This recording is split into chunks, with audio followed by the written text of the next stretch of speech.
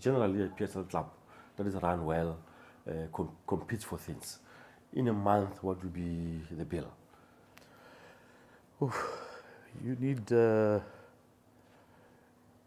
need 60 to 80 million a year, and you're getting half of that from the broadcast. So you've got a lot of work to do if you want to compete. And gate takings may seem like nothing to us here because our ticket price is still low. I know some clubs are still at 40 Rand. But I mean, we've been at 40 Rand for 7 years. You know, at what point are we going to increase that to make it reasonable? But then you have to understand your fan. You know, can he pay more?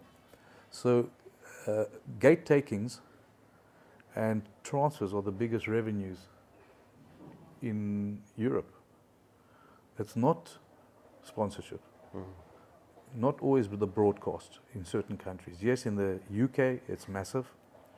So, you know, we have two stable elements here. We have a revenue from the broadcast, and we have sponsored competitions. So there's prize money that you can work towards. Even if you end up 4th, 5th, 6th in the competition of a cup, you still get something. So you can count on a certain amount of revenue before you've started the season. And you say, okay, if that's my base, then you've got to work from that. And you can't be careless. You can't get emotional and you want to sign XYZ and he's just come from Sundowns and he's on 3.5 million and you say, well, I want the player, and you get emotional and you sign him and then you have to pay him. You know, signing him is the easy part. Paying him is the difficult. So you got to be careful, you know, what players you get and how you mix your squad, so that you don't get emotionally dragged into a situation where you're signing all these name brands that are already earning big money, then you can't afford them. And there's players out there that earn a lot less because they haven't been recognized yet, that have got just as much ability.